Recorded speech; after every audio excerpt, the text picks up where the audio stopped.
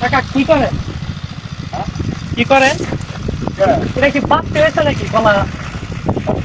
বাঁচতে হয়ে গেছে? ও,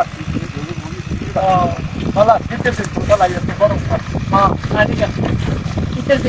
আমাদের দেখেন আমাদের এই গ্রামে মানে ধনে পাতা এখন খায় না, কত বড় বড় হয়ে গেছে।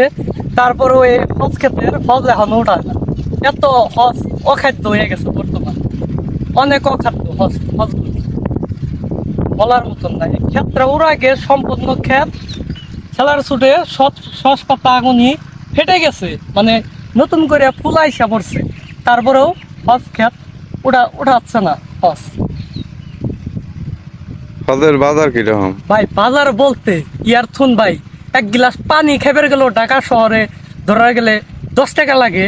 আর এই হজ অলরেডি 200 টাকা 250 টাকা মুন, এত হস্ত হয়ে গেছে। মাঝখানে বাড়ছিল আবার ড্যাম খেয়ে গেছে বাজার। তাইলে তো কৃষকের অনেক লস। হ ভাই, হজ মুইনা এখন লসই। এই হজ গুনে আরো আগে আবাদ করা উচিত। আমরা সবাই মিলে আসলাম শস্য ক্ষেত গুনি দেখতে, অনেক সুন্দর শস্য ক্ষেত। পাশাপাশি সরিষা তো অনেক ভালো হয়েছে। হ্যাঁ ভাই, অনেক ফলন ভালো হয়েছে শস্য। তো গ্রাম অঞ্চলে থাকলে কি একটা কিছু বোঝা যায়, শহরের তুলনা অনেক ভালো, মানে ওয়েদারটা অনেক ভালো গ্রাম অঞ্চলে, যা শহরে উপভোগ করা যায় না গ্রামের ইটে। হ্যাঁ, গ্রামে থাকলে অনেক ভালোই লাগে। এই যে কত সুন্দর হলুদ ফুল, সেই রকম দেখা যায়, তাই না? মানে অনেক ভালো দেখা যায়। তো সকালবেলা আসলাম আর কি এই প্রকৃতির দৃশ্য দেখার জন্য। তো আপনারা তো দেখতেই পাচ্ছেন যে কত সুন্দর।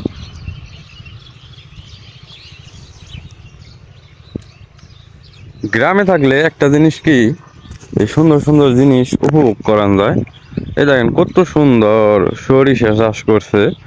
তো আর কি গ্রামে আছি দেখে আর কি সরিষা গুলা ফুল, তারপরে যাই কিছু প্রকৃতির অনেক ভালো লাগে। আর বিশেষ করে মনে করেন যে শহরে থাকলে আপনার এইগুলা উপভোগ করতে পারা।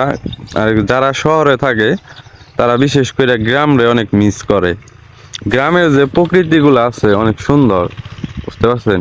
এই সকালবেলা আইছি, অনেক ভালো লাগতেছে। তাহলে মানে এইগুলা কি চাষ করছে? ভাই এটা তুলা গাছ, তাপাস তুলা গাছ ভাই। অনেক বুনছে দেখা যায়। ভাই ক্ষেত ভর্তি, মানে এটা অন্য ধরনের একটা ফলন, এটা অনেক ভালো। সবাই ফুলাইছে ভাই, হালকা কুলি আসছে। এই কলিতে গনে ভাই তুলা বাড়াবো ভাই, এটার ভিতরে গনে। অনেক হয়েছে তো দাদা, অনেক ভাই। অনেক ফুলি হয়েছে। ভাই